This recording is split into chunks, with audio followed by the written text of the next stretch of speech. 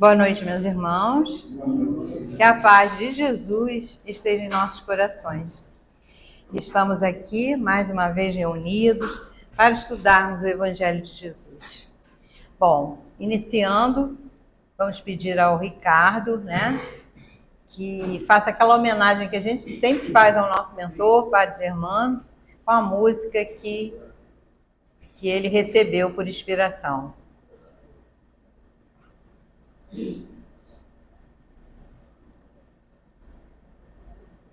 Foi? Ricardo, com você.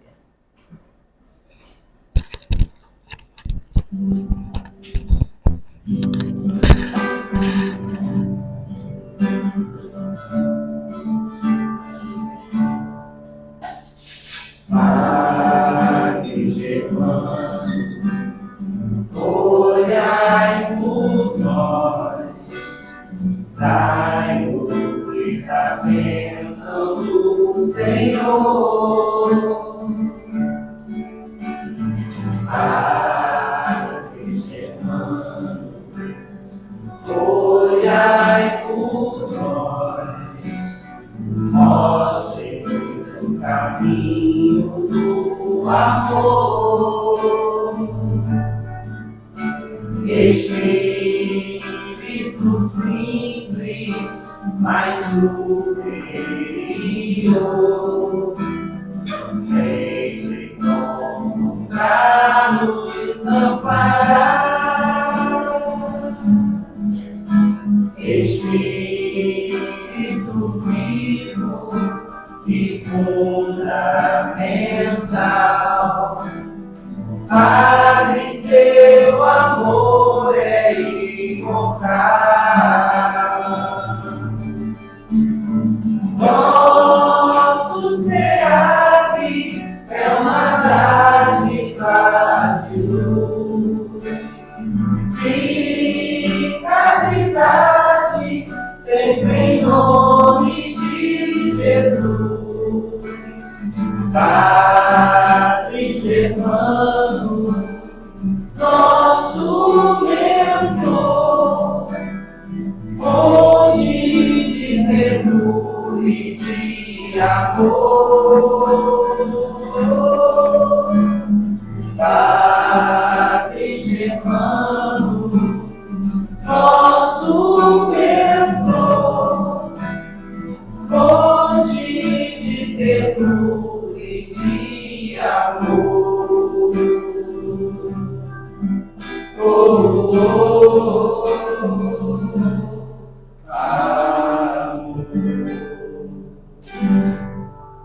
Obrigada, Ricardo. Cris agora vai fazer a nossa página de leitura.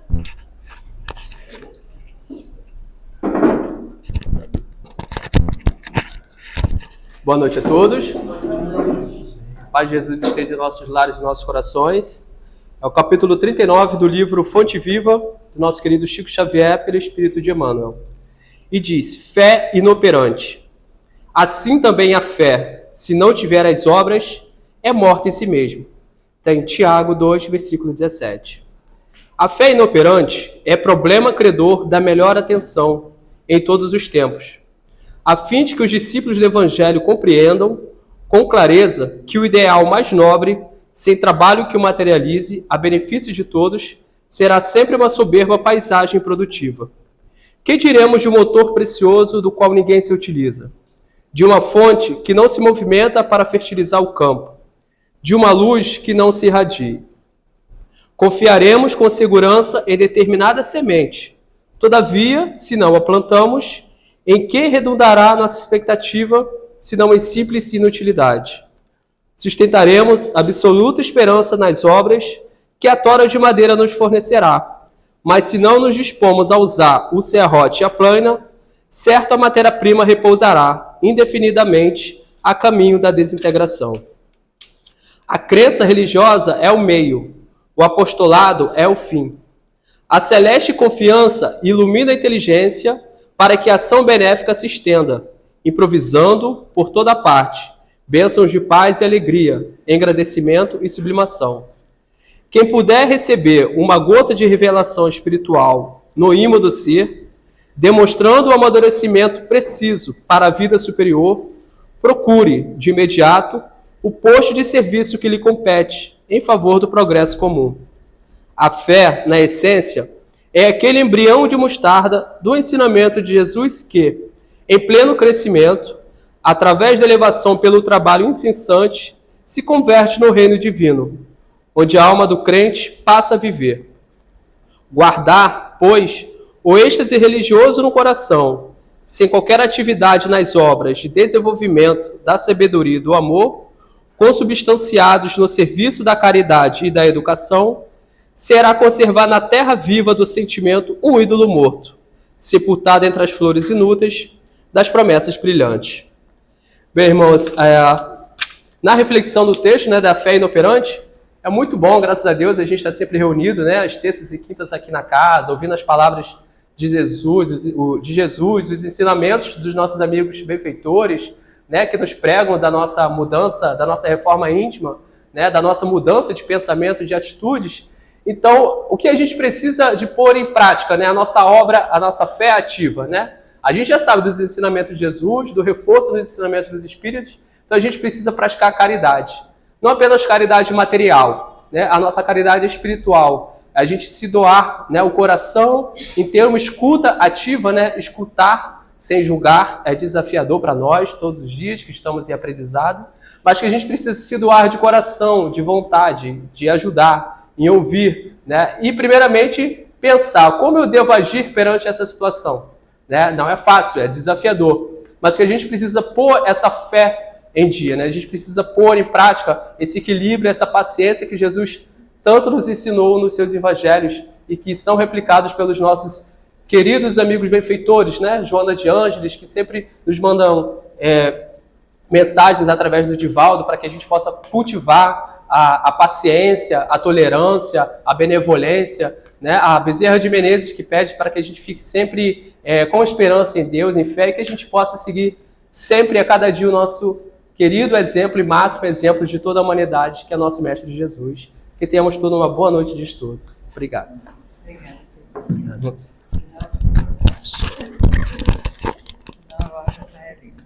Bom, vamos agora fazer a nossa prece para iniciarmos o estudo desta noite.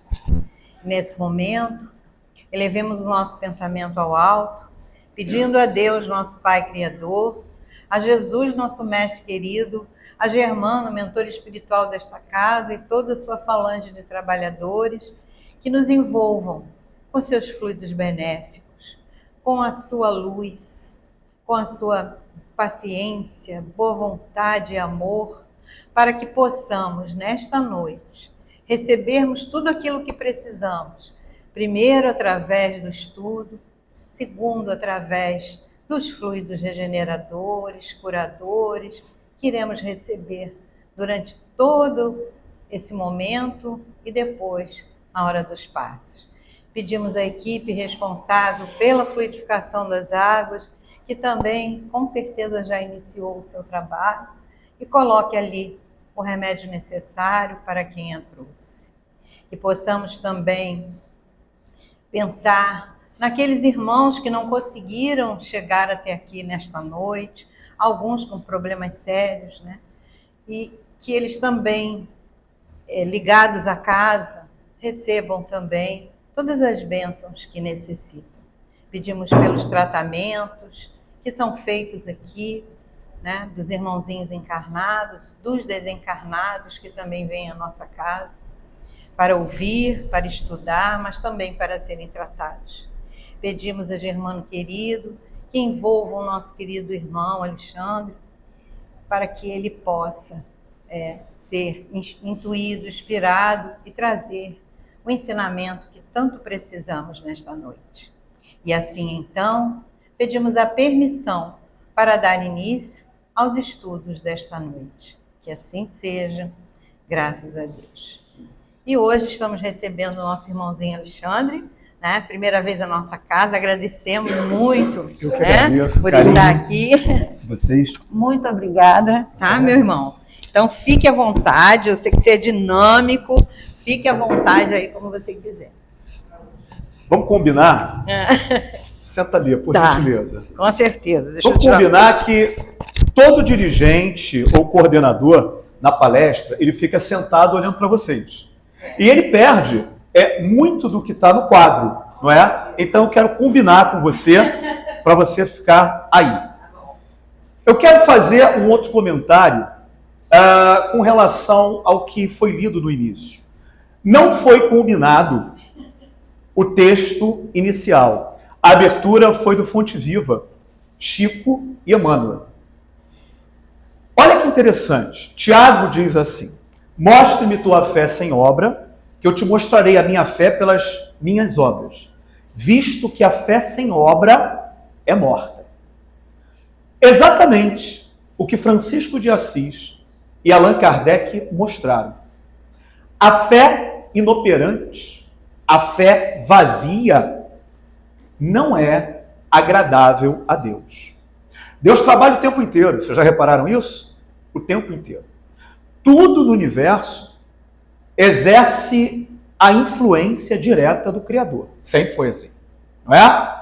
Então, sem combinar, Francisco de Assis e Allan Kardec talvez, sim, tenham combinado com o Criador na sua obra.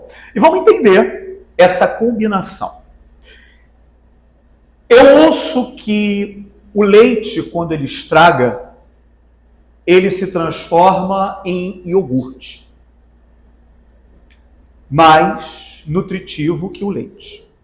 O iogurte, quando ele estraga, queijo, mais apreciado que o iogurte. Não é isso? Repara bem, a uva, quando ela estraga, vinho. E o vinho é muito mais apreciado do que a uva. Aos olhos de muitos, a época de Francisco de Assis, aos olhos de muitos, a época de Kardec, Francisco de Assis e Kardec se estragaram. É verdade.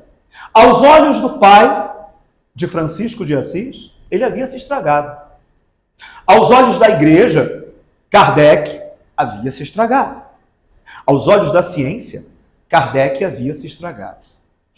E é interessante que um vinho estragado se transformou em champanhe. O nosso encontro de hoje começa com uma observação. Kardec não era o nome de Kardec. Francisco não era o nome de Francisco. E nessas combinações, nessas particularidades, eu mostro a vocês que Francisco, quando orava na igreja de São Damião, ele ouve uma voz que diz: Francisco, vai e reconstrói a minha igreja. Casa que, como você vê, está ruindo. O que Francisco acreditou? Eu preciso recolher dinheiro, doações. Eu preciso recolher umas pedras para resolver os problemas de goteira, erguer uma parede, não é? E dizem até que Francisco vendeu um cavalo. Será que a gente entende qual é a igreja que precisava ser reconstruída? Na Idade Média, muito do que Jesus havia trazido havia sido deturpado, havia sido desdito. A época que Jesus veio à Terra, o próprio Cristo disse: eu vim rasgar o véu. Uma vez perguntaram para Jesus: você vem derrogar a lei? Jesus diz: não, eu vim dar cumprimento. Vocês não estão cumprindo, vocês não estão enxergando. A primeira missão que Francisco de Assis acreditou era uma missão material. E não era isso. O que a voz, na mediunidade de Francisco de Assis, faz com que ele ouça, era que a igreja, o que Cristo coloca dentro de um conceito, precisava ser refeito. O cristianismo havia sido deturpado pela igreja. E é interessante que quando Kardec ouvi dizer que a sociedade parisiense, alguns membros da sociedade de Paris, quando se reuniam e colocavam a mão sobre a mesa balançava, sacudia. E quando Kardec ouve essa moda que estava acontecendo, Kardec achou que era um fenômeno material também. Assim como Francisco de Assis. Isso é um fenômeno material, não é? Francisco de Assis achou que o que precisava ser reconstruído era algo material. Kardec, quando teve contato com a manifestação dos espíritos, lá, no final do século XIX, ele conversa com um amigo, o senhor Fortier. E o senhor Fortier diz a ele, Kardec, isso é real. E Kardec, que já era membro da Sociedade Parisiense de Magnetismo, ele era um pedagogo, era um cientista. O que ele fala? Ah, mas espera, isso é um fenômeno natural, é um fenômeno de magnetismo. Eu vou fazer aqui uma comparação, todo mundo vai entender. Vocês já esfregaram pente no couro cabeludo e colocaram assim com papeizinhos picados? Já fizeram isso? O papel picado é atraído pelo pente, não é isso? Então não há nenhum fenômeno, não é? É um fenômeno magnético. E Kardec então faz essa colocação. Isso é um fenômeno simples, magnético, um fenômeno material. O problema é que o senhor Fortier diz a Kardec, meu amigo, o problema é que a mesa responde a perguntas. Kardec diz, como é que é? Sim. Por um código, nas batidas, 3 batidas, 4 batidas, 5 batidas, a mesa responde a perguntas. Kardec fala, não.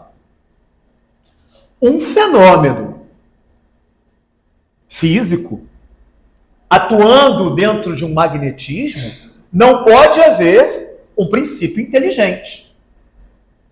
Tudo bem? Essa experiência, né? Que quando a gente é criança, a gente pensa que é o Einstein, né? Quando faz isso, fala, nossa! O papel picado responde a pergunta? Não. Kardec disse, isso não é possível. Mas o amigo Fortier diz, é sim. Kardec então vai presenciar e diz, se é uma mentira, eu vou descobrir essa mentira. O problema é que o que Kardec via era isso aqui. Olha a mesa onde foi parar.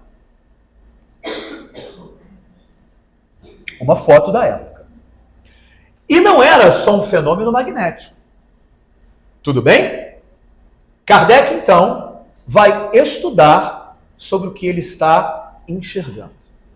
E é muito importante o legado que Kardec deixa. Kardec dizia assim, leve tudo ao crivo da razão. Tudo a gente tem que raciocinar. Não é? Ele costuma dizer, fé inabalável, somente aquela que pode encarar face a face a razão em todas as épocas da humanidade. Eu tenho aqui o Evangelho segundo o Espiritismo, está aqui. De todas as frases que estão aqui, a que Kardec escolhe para colocar logo na primeira página é essa que eu disse.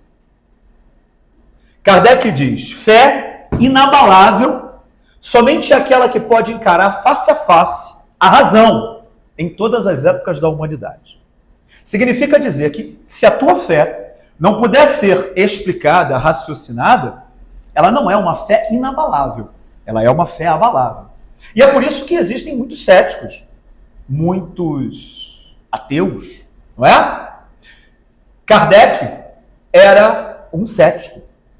Francisco de Assis era um jovem rico e guerreiro. Olha que problema. O problema é que Deus não escolhe os preparados, ele prepara os escolhidos. Já ouviram isso? Então Kardec vai estudar o que estava acontecendo. E 3 coisas chamam a atenção desse cientista. Primeira coisa é que, além das mesas responderem de maneira racional, através de código de batidas, as perguntas, As pessoas que faziam as reuniões não eram qualquer um, eram pessoas sérias, pessoas do mais alto nível, muitas vezes, social. Um outro detalhe que chama a atenção de Kardec: as reuniões não eram feitas em praça pública. Eles não queriam dinheiro, eles não queriam fama, até porque muitos já tinham. E a terceira coisa que chama a atenção de Kardec, sabe o que é? As perguntas que eram respondidas através dos códigos fugiam do conhecimento daqueles que ali estavam. Eu vou fazer aqui um exemplo. O meu amigo Ricardo, um querido, vamos imaginar que Ricardo apresente-se mediunizado. Ele vai dizer assim: eu estou incorporado.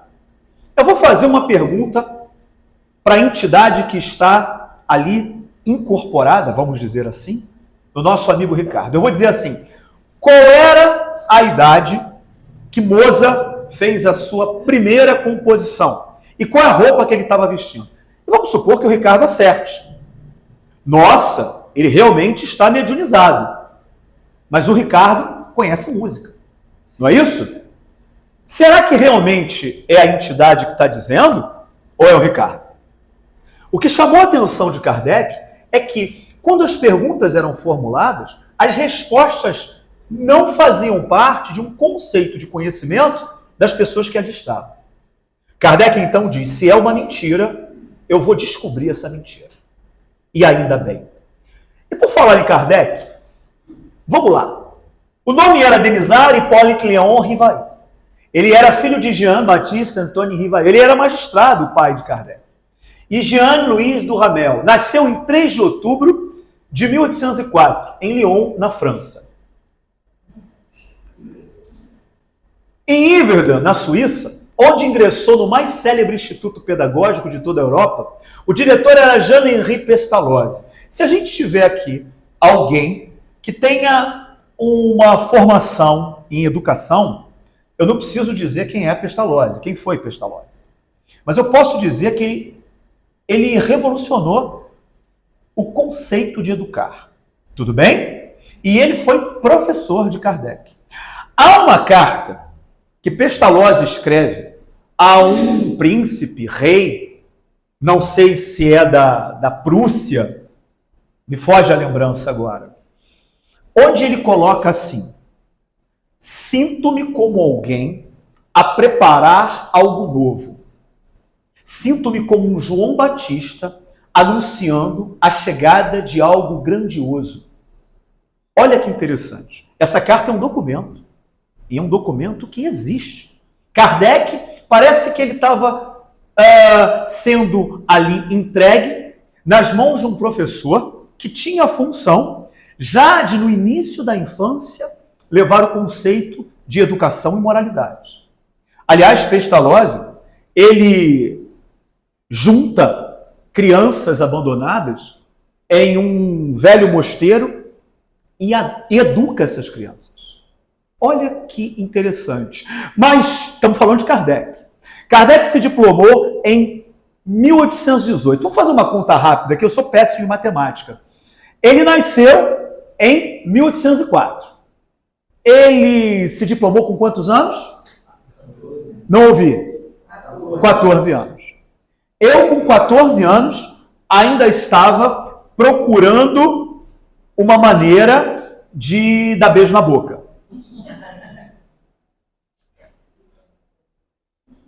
Dominava por força das circunstâncias os idiomas inglês, alemão e holandês, falando-os fluentemente, além de sua língua natal, o francês. Assim, em 1824, publica a primeira obra, Curso Prático e Teórico de... Tinha que ser, não é? Só para me confrontar. Dava aulas gratuitas de Química, Física, Astronomia, Anatomia e outras matérias. Vocês estão entendendo que Kardec não era um curioso? Vocês estão entendendo que foi escolhido um homem de extremo saber? Numa época muito conturbada. Em 1831, ele ganha um prêmio que era mais ou menos como um prêmio Nobel, tá? Prêmio da Academia Real da Arte.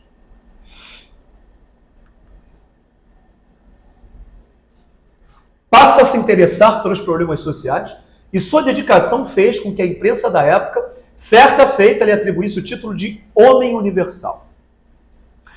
O fato é que Kardec começa então a se dedicar e ele descobre que o nome dele havia sido, numa encarnação na Gália, como um líder druida celta, Allan Kardec. Francisco se chamava Giovanni. Interessante, não é? Dois que ficaram mundialmente conhecidos por apelidos. Mas a gente não pode colocar uma pesquisa científica por um apelido de curiosidade. Kardec, então, não era só um curioso.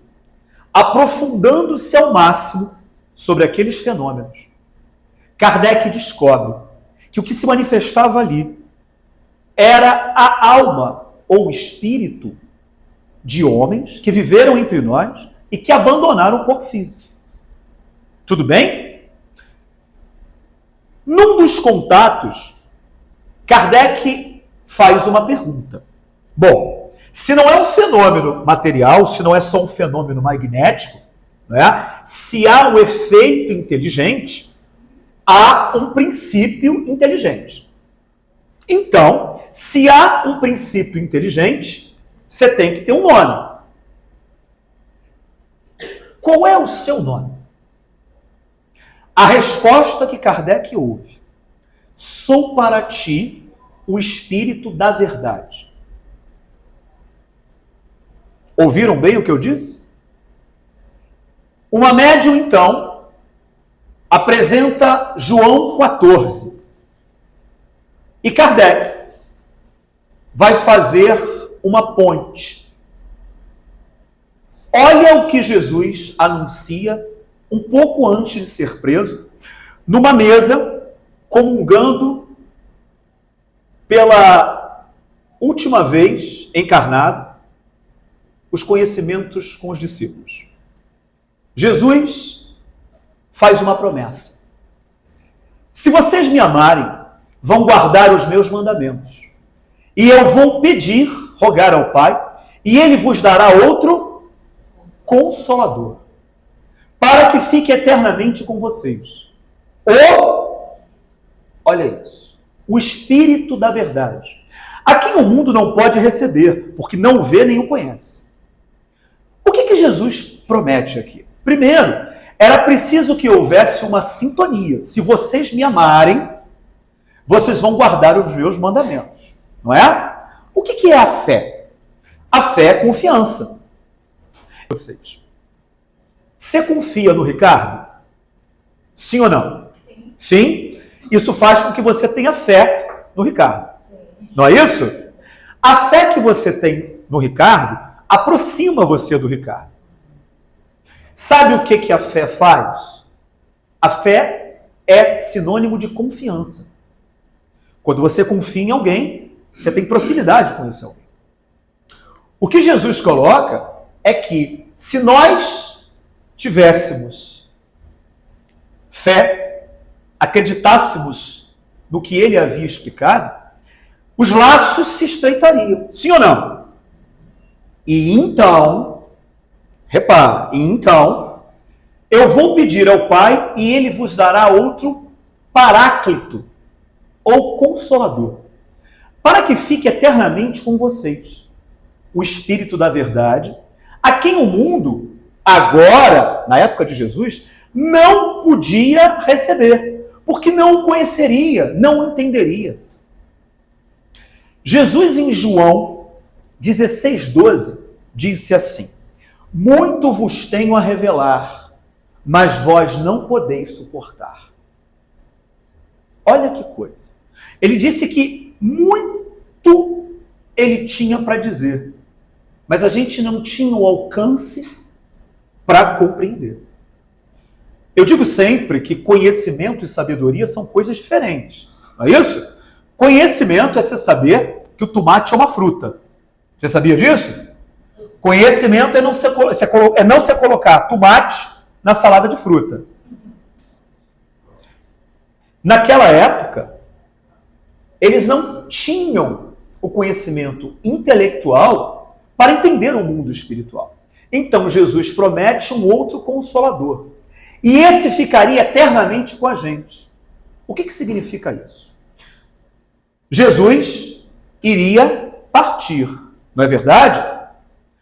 A primeira revelação que a espiritualidade achou por bem a gente receber veio através de um psicógrafo de nome Moisés, que psicografou 10 artigos. Naquela época, a humanidade infantil ela não poderia absorver tudo. Então, 10 artigos era o suficiente. Quando a criança vai colocar o dedo na tomada, o que você fala para ela? Não coloca o dedo na tomada. É o suficiente? Moisés psicografa. Não furtarás. Não comete adultério. É isso? Honra teu pai e tua... 10 artigos para uma humanidade infantil era suficiente. Quando Jesus vem, ele também não podia ser tão claro, mas ele promete um consolador que ficaria eternamente com a gente. E por que ficaria eternamente com a gente? Porque Moisés desencarnou. Jesus desencarnaria. Mas o Consolador iria ficar, porque o Consolador viria através de livros. Esses não vão embora. O Consolador prometido por Jesus é a doutrina espírita. Então, mas vocês irão conhecer, e ele ficará eternamente convosco. Estará em vós. O Consolador, que é o Espírito Santo a quem o Pai enviará em meu nome, vos ensinará todas as coisas, e vocês vão lembrar de tudo aquilo que eu tenho falado. A doutrina espírita não esclarece de forma muito clara a todos nós? Sim ou não? Nós não lembramos muito daquilo que Jesus ensinou, estudando a doutrina? Então, quem será o Espírito da verdade? Se sabemos que a doutrina espírita é o Consolador prometido, mas e o Espírito da verdade? Quem será? Não ouvi. Vamos abrir Missionários da Luz? Um clássico da literatura espírita. André Luiz e Chico Xavier. Terceiro livro, não é? Da coleção dessa dupla. Olha o que está colocado nessa obra. Jesus nos afirma, eu sou a porta. Se alguém entrar por mim, entrará, será salvo e achará pastagens. Por que audácia incompreensível você imagina a realização sublime sem vos afeiçoardes ao Espírito de verdade, que é... Quem é o Espírito da verdade? Jesus.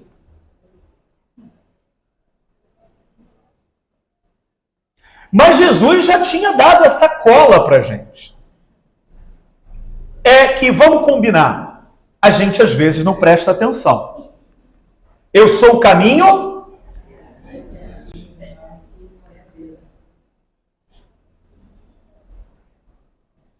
Se Jesus chegasse à época dizendo, eu sou Jesus, Kardec, vamos lá, vamos trabalhar.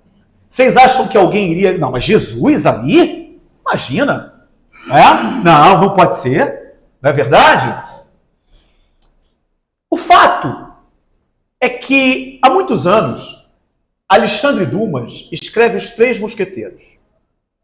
É uma obra clássica da literatura onde D'Artagnan queria ser um cavaleiro da nobreza, não é? Defender a França.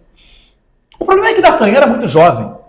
Então, ele encontra, uma vez, 3 mosqueteiros, 3 guardas da rainha. Athos, Porthos e Aramis. Athos era extremamente inteligente. Porthos tinha a força de 5 homens. Aramis foi o maior espadachim da França. Então, D'Artagnan já podia agir. Ele já tinha a inteligência, a força e a técnica. A força, a vontade. A técnica, pode ser a ciência? Pode. Jesus, a época que ele veio, a humanidade não poderia entender de forma clara, por isso ele promete o Consolador. Faltava a inteligência, a força e a técnica. Tudo bem? O que vocês enxergam aqui? Uma arara, não é verdade? O que vocês enxergam aqui? Um sapo, não é isso? Não. Desculpa, não. Me perdoe. Aqui, primeiro, nós temos uma mulher com o braço esticado, uma mão por cima da cabeça, a perna dobrada e uma outra perna esticada. Já conseguem ver? Quando Jesus veio, as pessoas só viam uma arara. Olha a mão da moça, como é que tá aqui, ó. Tudo bem? Ela tá com, aqui, ó, uma mão esticada, a perna dobrada, outra perna esticada, tudo bem? O olho da arara é a testa da moça. O bico da arara é a mão da moça. Todos veem? Aqui não é um sapo. Nós temos uma moça de frente, nós temos uma moça agachada na posição fetal, outra agachada também, uma moça de lado e outra moça de lado. Quando Kardec encarna e quando ele começa a sua obra, era uma época muito difícil. Por quê? Vamos abrir A Caminho da Luz, outra obra, Chico e Emmanuel. A tarefa de Allan Kardec era difícil e complexa. Olha o que Emmanuel está dizendo. Competia-lhe reorganizar o edifício desmoronado da crença, reconduzindo a civilização às suas profundas bases religiosas. À época de Kardec, os homens estavam querendo ver além de arara e sapo. Mas, ao mesmo tempo, era uma época em que eles duvidavam de tudo. A igreja, a fé, estava sendo jogada de lado. Vamos abrir essa outra obra, A Missão de Allan Kardec, Carlos Embaçaí. Olha o que ele diz. O Espiritismo surgiu em uma época em que, conforme nos relata o professor Carlos Embaçaí, A Missão de Allan Kardec, a palavra de Deus estava esquecida. O homem, à época de Kardec, só pensava em ciência, em avanço científico. A igreja tinha feito muita bobagem. E o homem já estava cansado de muitos conceitos. Os processos de investigação iam ganhando vulto e tudo passava ao império da lei. Era o completo desbarato das religiões, que se tornavam impotentes diante do progresso material. Mas há um detalhe. Numa outra obra, Curso Básico de Espiritismo, Corruptores e Corrompidos, para todos, a virtude era motivo de irrição. Ah, que amar o próximo nada. Farinha pouca, meu pirão primeiro, não é isso? Não é? Antigo, vocês são antigos, hein? Pois é, estou vendo aqui, vocês são antigos. Imperava o sentido bélico da guerra. A bandeira do Cristo, nas mãos de católicos e protestantes, trouxe à Europa, durante vários séculos, a inquietação, a ruína, devastação, o sangue, o luto e a morte. Qualquer ideia ligada à religiosidade era muito difícil. Numa época em que a ciência começa a ganhar vulto, começa a ter uma pressão na mente de todos os homens. Mas aí é que é a coisa mais interessante. Naquela época, os homens queriam ir além. Tudo bem? Quando Kardec vem, era uma época em que ninguém queria ficar na superficialidade. Olha o que Jesus diz a Pedro. Vamos a águas mais profundas. Assim como era difícil as pessoas acreditarem em algo que não pudesse ser provado, algo ligado à religião, havia também um espaço muito grande para pesquisa, para procura. O ateu Nietzsche dizia o seguinte: quanto mais me elevo, menor pareço aos olhos daqueles que não sabem voar.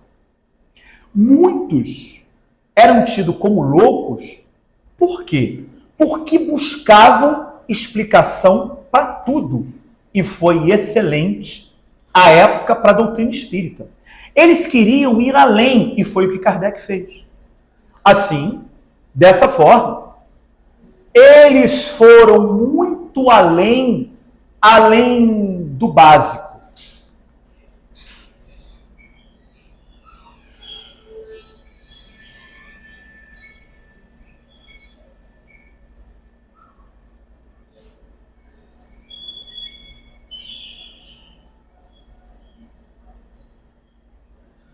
Tudo bem? Eles enxergaram muito além do que estava ali. E isso foi maravilhoso para a doutrina espírita. Porque era preciso que homens buscassem, através da ciência, as explicações para o que a igreja dizia antigamente que era milagre, que não podia ser explicado. Foi uma época perfeita para a chegada das verdades espirituais. Então, o que eu quero dizer a você é que toda época a sua dificuldade. Francisco de Assis também teve dificuldade. Mas ele ensina sobre algo que o homem sempre terá dificuldade quando ele é egoísta. Ele diz: fazer que eu procure mais consolar que ser, compreender que ser, amar que ser. Sabe qual é o nosso problema? Nós queremos ser amados, nós queremos ser compreendidos, nós queremos ser consolados. E é por isso que nutrimos tantos inimigos. O que Francisco de Assis está dizendo para você é que você precisa servir. E se você usa um pouco da ciência, se você sai da superficialidade, você vai mostrar a todo mundo o que Jesus havia ensinado. O maior no reino dos céus é o que serve, não é o que é servido. Francisco de Assis, com um olhar científico no Evangelho, traz essa receita maravilhosa. E interessante que você começa a rezar dizendo assim: Senhor, fazei-me um instrumento da vossa paz. Não é isso? Depois você fala tudo isso aqui. Mas você entende que para ser instrumento da paz, você tem que ser inserido no caos? Porque para você ser instrumento da paz, você tem que ser inserido em lugar difícil, Ricardo. Porque senão você se torna uma ferramenta obsoleta, uma ferramenta sem uso. Para que você cumpra todo o resto, é preciso que você sirva. E para você ser uma ferramenta útil, é preciso que você seja inserido aonde há tormenta. Um farol não é colocado no meio de uma tranquilidade. Ele levaria a luz a quem? E por falar em levar a luz, por que permite Deus que os espíritos nos excitem ao mal? É a questão 466 do Livro dos Espíritos. E aí a pessoa: Alessandro, eu também tenho essa dúvida. Por que bota esses espíritos, né, para ficarem me atormentando? Eu tô assim de boleto para pagar, pô, não é possível. Dá um desconto, não é? A gente sempre diz. Então essa questão 466, ela é interessante por isso. Eu conheço vocês, né? Eu dou palestra há 20 anos. Tudo bem? A minha avó foi dirigente do Tupiara. Pois é, Lins, né? Aqui, vizinho de você. Minha avó foi dirigente lá. Eu nasci numa família espírita, então essas perguntas eu conheço. E não é preciso ser espírita para a gente questionar esse tipo de coisa. Mas Kardec recebe uma resposta interessante. Olha o que os espíritos respondem. Os espíritos imperfeitos, Kardec, são instrumentos próprios a pôr em prova a fé e a constância dos homens na prática do bem.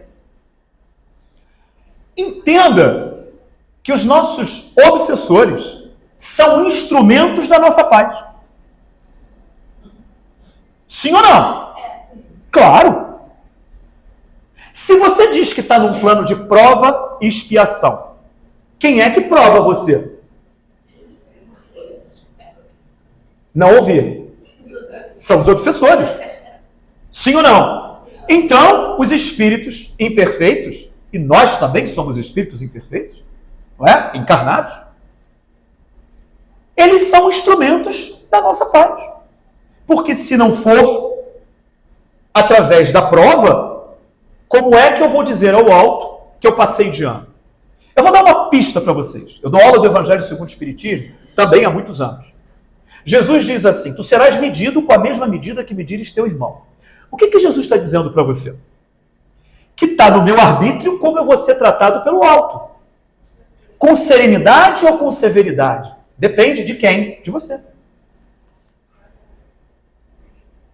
Como espírito que você é, você tem que progredir na ciência do infinito. Daí, você precisa passar pelas provas do mal para chegar ao bem. O que vocês estão enxergando aqui?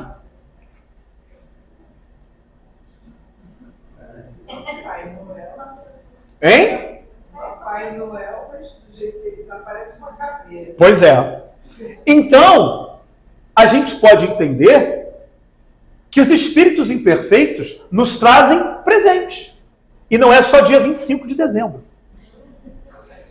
Uma vez, Kardec pergunta assim: por que os espíritos protetores não atuam no processo obsessivo? Eles não podem contra os espíritos trevosos? Olha a resposta. Eles não atuam, não é porque eles não podem, Kardec. É porque eles não querem. Aí o que você faz? Não é verdade? Se meu anjo de guarda é assim, eu fico imaginando como é que é meu obsessor. E os espíritos continuam respondendo. E não querem atuar porque das provas saem os seus protegidos mais instruídos e perfeitos. O mal trabalha para o bem sem saber. Sabe quem trouxe você aqui muitas vezes? Foi o teu obsessor. Sabe quem fez o que eu faço há 20 anos? O meu obsessor. Então, até ele é instrumento da paz. E quando eu venho aqui, eu me instruo. Sim ou não? Sim. O processo obsessivo, ele é mental. O meu obsessor, ele está lá naquele portão. Mas como ele está ligado à minha mente, tudo que eu estou aprendendo, ele também está aprendendo. É por isso que o anjo de guarda dá um passo atrás. Quando ele age, ele traz você aqui. Quando você vem para cá, você se instrui. Quem também se instrui? Ele. Eu gosto de uma frase de Buda que diz assim: a luta não é entre o bem e o mal, é entre o conhecimento e a ignorância. Não existe o mal. Existe quem ignora o bem. E olha o que os espíritos falaram. Das provas sai o seu protegido mais instruído e perfeito. Assim, quando um amigo de Kardec pede para que as obras espíritas chegassem na Espanha, o senhor La Chatre, eu não sei se a pronúncia é essa, vocês me desculpem, eu sou meio abusado, não é? La Chatre, ele pede para que Kardec envie os exemplares. Kardec manda 300 livros. O bispo de Barcelona estava na Itália. Quando ele soube, chegando em Barcelona, ele bloqueia lá no porto as obras. E ele manda queimar as obras. Kardec fica muito triste. E ele faz uma pergunta ao Espírito da Verdade: o que eu devo fazer? Olha aqui a pergunta de Kardec. Ele diz assim para o Espírito da Verdade: você não desconhece, sem dúvida, o que acaba de passar-se em Barcelona, com algumas obras espíritas. Quererás ter a bondade de dizer-me se convirá prosseguir na reclamação para a restituição das obras? Kardec está perguntando o seguinte: Espírito da Verdade, eu posso pedir a restituição das obras? Olha o que o bispo fez. Você sabe, com certeza, do que aconteceu. Olha a resposta que o Espírito da Verdade dá a Kardec. Por direito, Kardec, você pode reclamar, e conseguirias que te fossem restituídos se te dirigisses ao Ministério de Estrangeiros da França. Mas, ao meu parecer, desse auto de fé vai resultar maior bem do que adviria a leitura de alguns volumes. Eles queimaram a obra, foi maravilhoso para a doutrina espírita. A perda material não é nada, a par da repercussão que semelhante fato produzirá em favor da doutrina. Deves compreender quanto uma perseguição tão ridícula quanto atrasada poderá fazer a bem do progresso do espiritismo na Espanha. A queima dos livros, Kardec, determinará uma grande expansão das ideias espíritas e uma procura febriciante das obras dessa doutrina. As ideias vão se disseminar lá com maior rapidez e as obras serão procuradas com maior avidez, desde que as tenham queimado. Kardec, tudo vai bem. O mal trabalha para o bem sem saber. O que é treva? Você sabe dizer para mim? Ausência de luz. Então, meus irmãos, as missões de Kardec e Francisco de Assis, elas se complementam. Vieste derrogar ou revogar a lei? Não perguntaram a Jesus? Francisco de Assis não vem desdizer a igreja.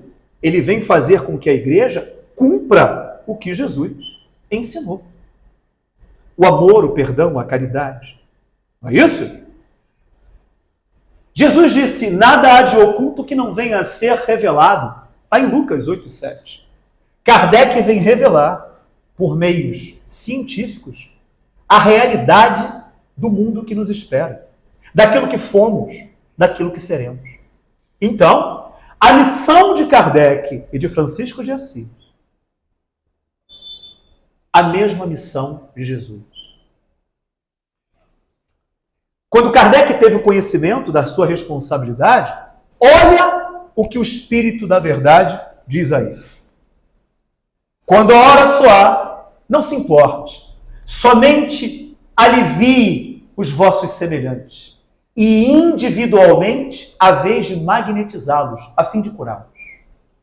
Depois, cada qual no seu posto, porque todos são necessários, pois que tudo será destruído, sobretudo por um instante. O que está escrito aqui? Não haverá mais religião, e uma será necessária, a verdadeira, grande, bela e digna do Criador. Os primeiros fundamentos já são lançados. Quanto a ti, Rivail, essa é a sua missão. Vocês já imaginaram você recebendo uma missão dessa? Como é seu nome? Cristiano. O Cristiano tem uma missão linda aqui. Fazer a abertura do trabalho. Não é isso? Mas imagina uma missão assim, Cristiano. Eu vou mostrar a vocês que Francisco de Assis estava rezando em uma pequena capela. Porciúncula significa pedaço pequeno, porção pequena. E quando o padre fez a homilia do dia, o texto do evangelho era esse aqui. Ide a pregar, dizendo, o reino de Deus tinha chegado. Dai gratuitamente o que haveis recebido gratuitamente. Não possuas ouro, nem 2 túnicas, nem sandálias. Quando Francisco de Assis, o jovem rico, ouve isso, tirou suas sandálias, seu cinturão e ficou somente com a túnica. Há um detalhe. As 2 missões são reveladas por Jesus. Quem é Jesus? O Espírito da Verdade. Interessante, não é? Assim, minha amiga, na Idade Média, alguns homens eram conhecidos como os alquimistas. Vocês sabem o que eram os alquimistas? Há uma lenda que diz que eles transformavam metal em ouro.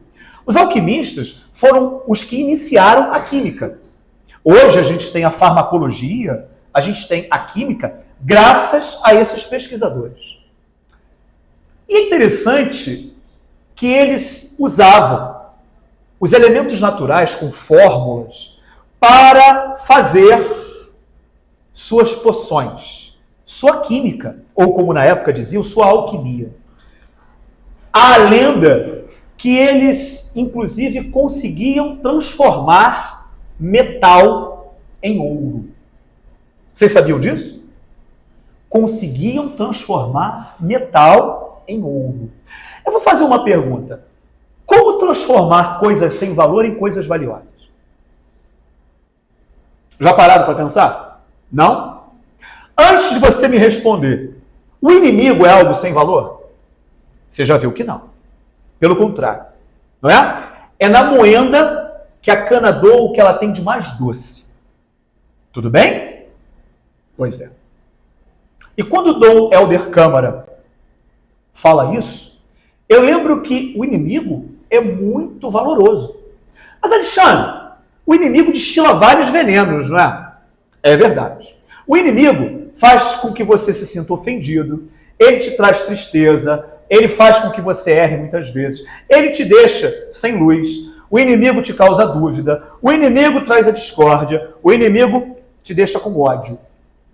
Não é isso? Mas eu quero te mostrar que na Idade Média, um grande alquimista deu uma receita. Não com elementos escondidos, ocultos. Te deu uma receita para você transformar metal em ouro.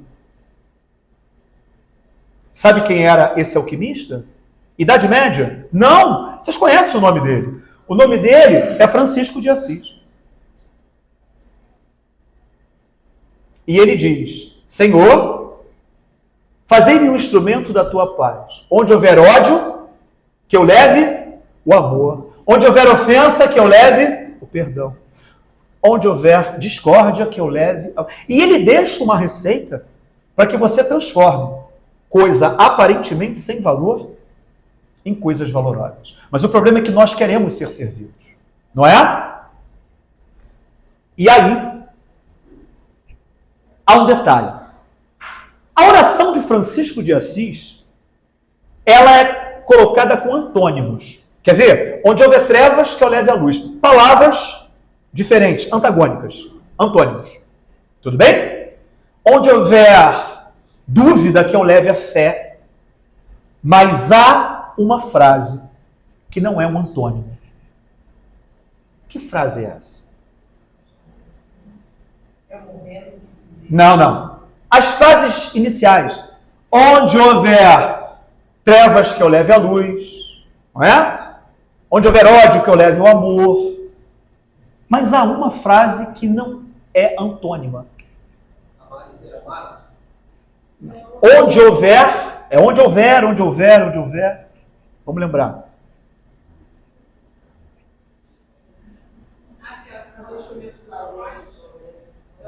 Não é antônimo aí, não é? Fazer o instrumento da sua paz não é antônimo. Antônimo são palavras diferentes. Fala alto. Como é seu nome? Perfeito, Sérgio. Olha o que ele diz. Onde houver erro, que eu leve o acerto. Onde houver erro, que eu leve a verdade. E por que isso? Nessa receita alquímica, há sim um segredo escondido. Onde houver erro, que eu leve a verdade. Porque nós não somos certos. Nós não somos perfeitos. Mas dentro das nossas imperfeições, todos nós podemos levar a verdade, o caminho e a vida.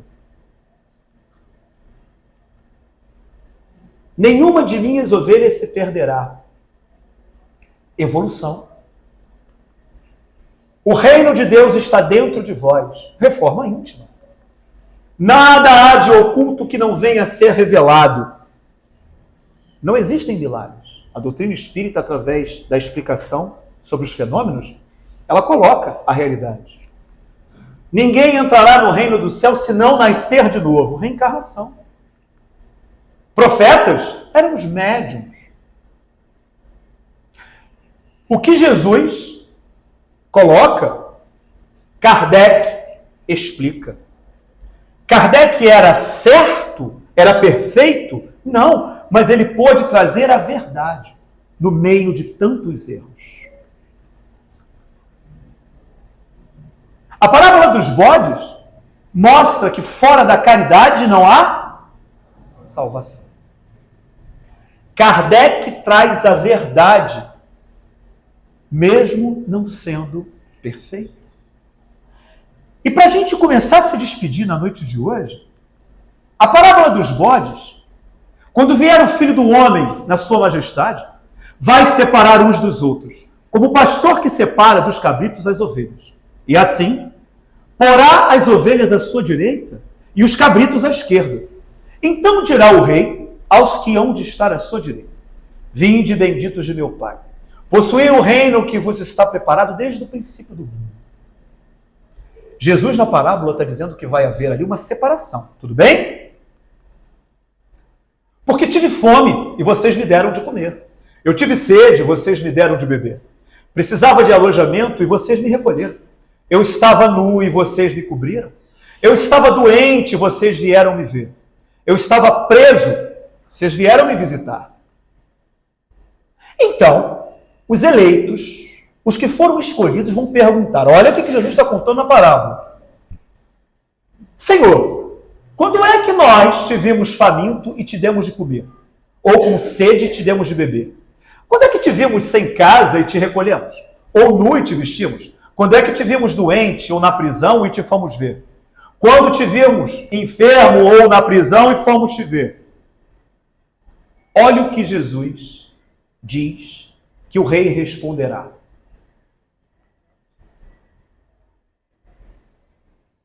Quantas vezes vocês fizeram isso a um desses irmãos mais simples, mais humildes, a mim é que vocês fizeram?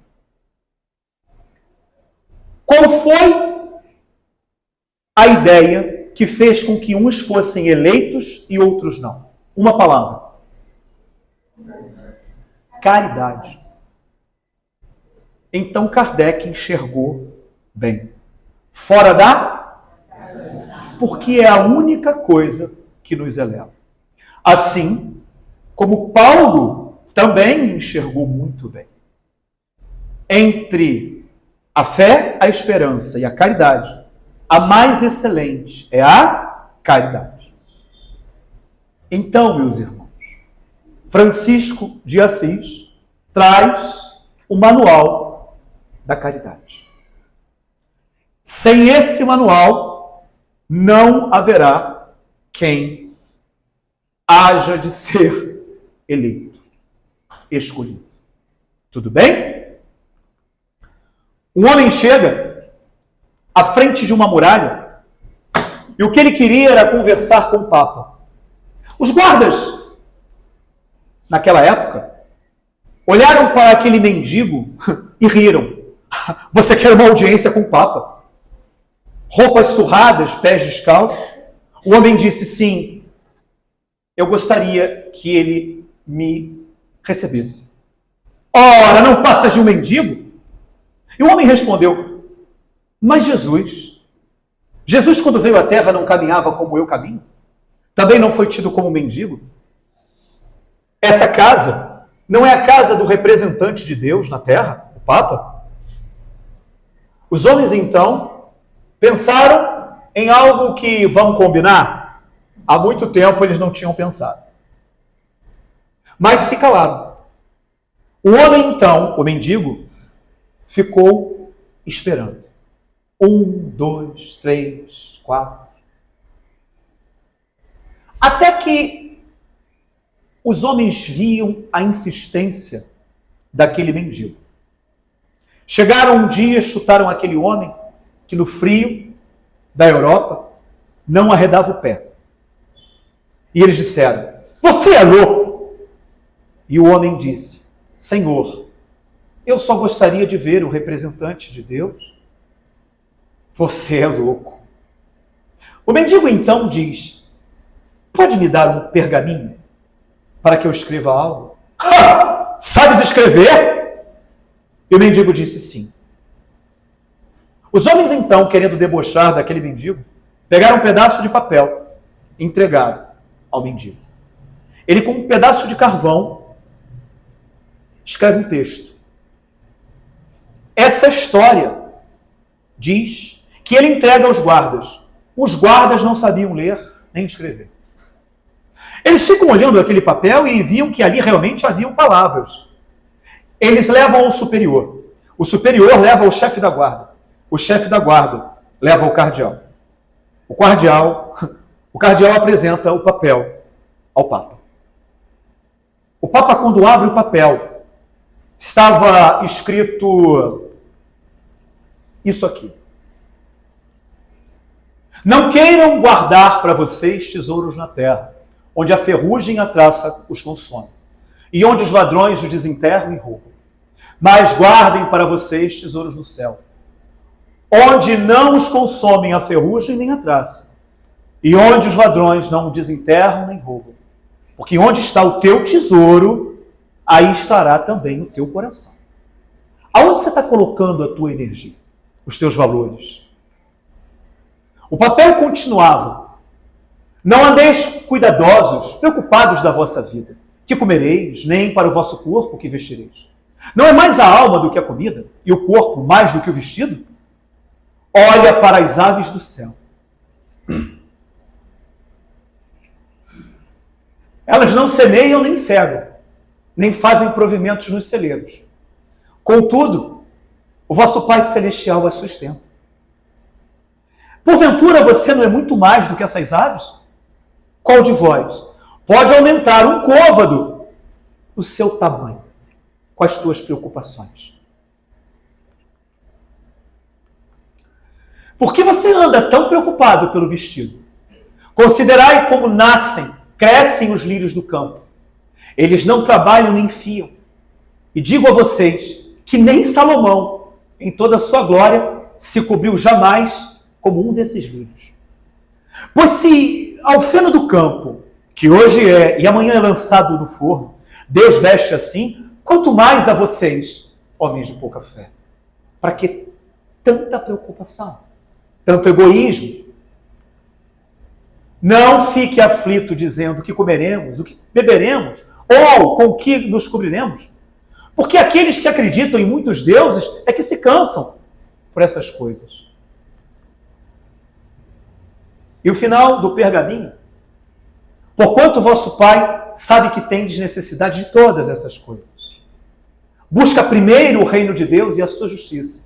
E todas essas coisas vos serão acrescentadas. Assim, não andem inquietos pelo dia de amanhã, porque o dia de amanhã a si mesmo trará o seu cuidado. A cada dia basta o seu mal. Existe uma palavra que não tem plural. Sabe qual é? Prioridade.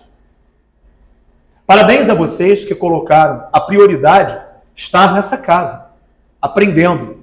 Como Francisco de Assis um dia aprendeu, como Kardec aprendeu.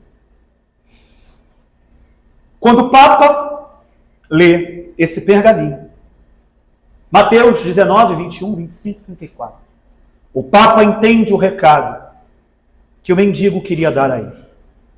Envolto a tanto luxo, a tanta riqueza, o Papa entende o recado. Ele se comove, ele pensa, ele leva ao crivo da razão, como dizia Kardec, e diz: traga-me aqui esse mendigo. A história, como muitos contam, diz que então o mendigo chegou próximo ao Papa. O Papa o abraça e pergunta: quem é você, meu filho? E o mendigo responde: me chamo Francisco, Senhor, eu venho de Assis. Para que eu dê um beijo nesses corações e agradeça a oportunidade, eu quero lembrar o que muitos da doutrina gostam de dizer. Dizem que o mais amado de Jesus era João. Era o mais novo de todos. Aquele que Jesus diz a Maria, no momento da cruz: mulher, eis aí teu filho. Filho, eis aí tua mãe. Jesus estava dizendo que João tinha que cuidar agora dessa mãe, que a partir desse momento ela o teria como filho. Mas há uma parte da doutrina espírita que afirma que João, evangelista, encarna como Francisco de Assis. É o mesmo espírito encarnando em épocas diferentes. E dizem também que Francisco de Assis encarna mais tarde como Allan Kardec. E que Allan Kardec reencarna mais tarde como Francisco Cândido Xavier. Certo ou não, cientificamente comprovado ou não, eu quero chamar a atenção para algumas coisas.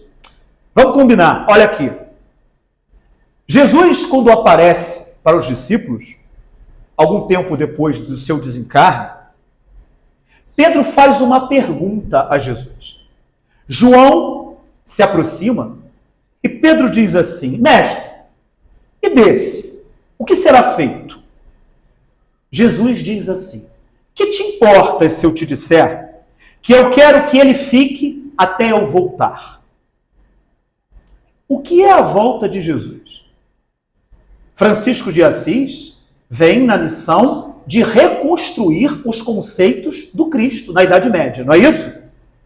A volta de Jesus também é o Paráclito prometido, não é? O Consolador. Quem organiza as instruções do Paráclito prometido, a volta de Jesus, é Kardec. Que te importa se eu te disser, Pedro, que eu quero que ele fique até que eu volte? Tudo bem? Há um outro detalhe. Kardec diz que voltaria 40 anos depois para completar o que não podia. Seria a parte moral, não só a parte científica, mas muito da parte moral também. Francisco Cândido Xavier nasce 40 anos depois do desencarne de Allan Kardec. Cientificamente ou não, eu quero dizer a vocês, o nome Francisco Cândido Xavier é conhecido, não é? É. Mas há um detalhe. O nome de Francisco não era Francisco. Francisco era o apelido de alguém que gostava muito da França. A doutrina espírita, por acaso, para quem acredita, vem à França. E um outro detalhe. O nome de Francisco de Assis era Giovanni. Giovanni, em italiano, significa João. Um beijo em cada coração. Muito obrigado pelo carinho de vocês.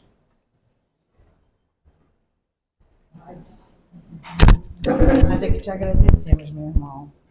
Para os nossos irmãos internautas, né? Fica